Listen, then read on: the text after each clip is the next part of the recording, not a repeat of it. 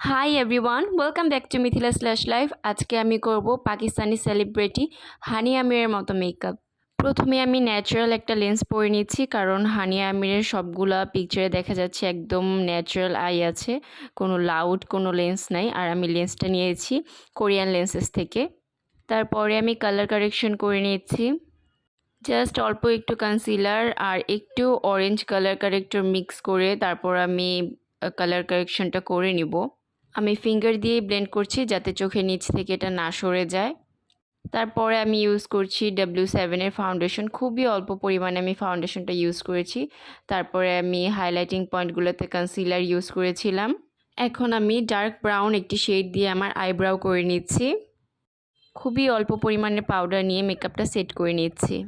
তারপরে আমি একটু পিঙ্কিশ ব্রাউন টাইপের একটা শেড ইউজ করছি, আপনারা চাইলে হালকা পিচি পিঙ্কও ইউজ করতে পারেন। আর হানিয়া আমিরের সবগুলো আইলুকে কিন্তু হালকা পিঙ্ক ওর হালকা পিচি পিঙ্ক কালার এই টাইপের কালারগুলো ইউজ করা হয়েছে। আর আপনারা যখন এটা ব্লেন্ড করবেন চেষ্টা করবেন যে অল্প অল্প আইশ্যাডো নিয়ে তারপর আস্তে আস্তে কালারটা বিল্ড করতে। তারপরে আমি চোখের ইনার কর্নার থেকে মিডল পর্যন্ত এই বেজ পিঙ্ক কালারটি ইউজ করব। অল্প একটু আইশ্যাডো নিয়ে আমি ফিঙ্গার টিপ দিয়ে ব্লেন্ড করে দিয়েছি। তারপরে আমি আমার আইল্যাশটা কার্ল করে নিচ্ছি। আর এখন আমি ইউজ করছি এসেন্সের ব্লু মাস্কারাটি, যেটি ওয়াটারপ্রুফ। আর হানিয়া আমিরের লুকগুলোতে কিন্তু কোনো রকমের আইলাইনার অর আইল্যাশেস ইউজ করা হয়নি, একদম ন্যাচারাল একটা আই লুক ছিল, তো আমি সেরকমটাই করার ট্রাই করেছি। আর এখন আমি ইউজ করছি লিকুইড ব্লাশ ছাড়া কিন্তু পাকিস্তানি লুকগুলো একদম ইনকমপ্লিট। এইটা হচ্ছে কিস বিউটির ব্লাশের কালারটা অনেক বেশি সুন্দর আর খুব সুন্দর মতো ব্লেন্ডও হয়ে যায়।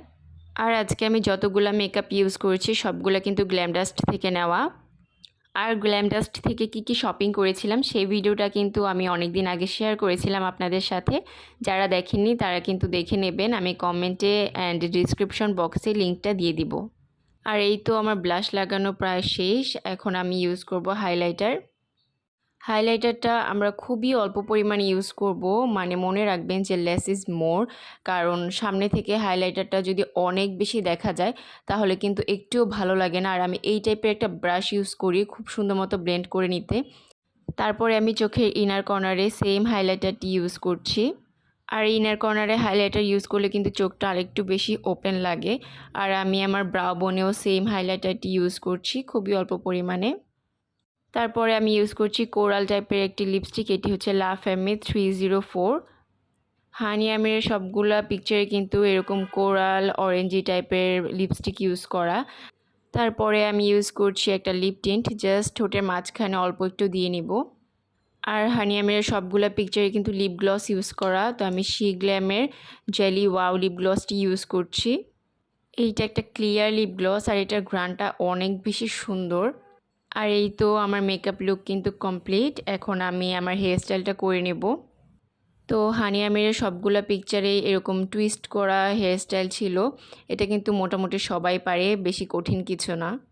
তো আমি মাঝখানে শীতে করে চুলটা টুইস্ট করে আটকে দিয়েছি আর পেছনের চুলটা দিয়ে তারপর ওই জায়গাটা একটু ঢেকে দিব। এই তো হেয়ারস্টাইলটা এরকমই ছিল। এখন আমি ইয়াররিং পরে নিচ্ছি, যেমনটা তার পিকচারে ছিল অনেকটা সিমিলার টাইপের এরকম। তারপরে আমি ইউজ করছি পার্লের মালা।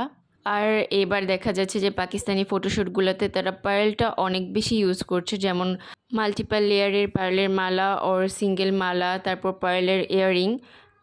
তো এবার কিন্তু আপনারা ঈদে পার্লের জুয়েলারির সাথে আপনার ঈদ লুকটি কমপ্লিট করতে পারেন, দেখতে কিন্তু খুবই এলিগেন্ট লাগে। আর আমার পরা এই সুন্দর ড্রেসটি আপনারা পেয়ে যাবেন ফৌজিয়া ফ্যাশন হাউসে। তো লুকটি কেমন হয়েছে আমাকে অবশ্যই কমেন্ট করে জানাবেন। আর আরেকটি কথা, আমাকে কিন্তু হানিয়া আমিরের সাথে কম্পেয়ার করবেন না, কারণ তার ফেস আর আমার ফেস তো সেম না, যার জন্য 100% কিন্তু সিমিলার হবে না লুকটা। আমি জাস্ট তার মেকআপ লুকটা দেখানোর ট্রাই করেছি। এ পর্যন্তই। Thanks for watching.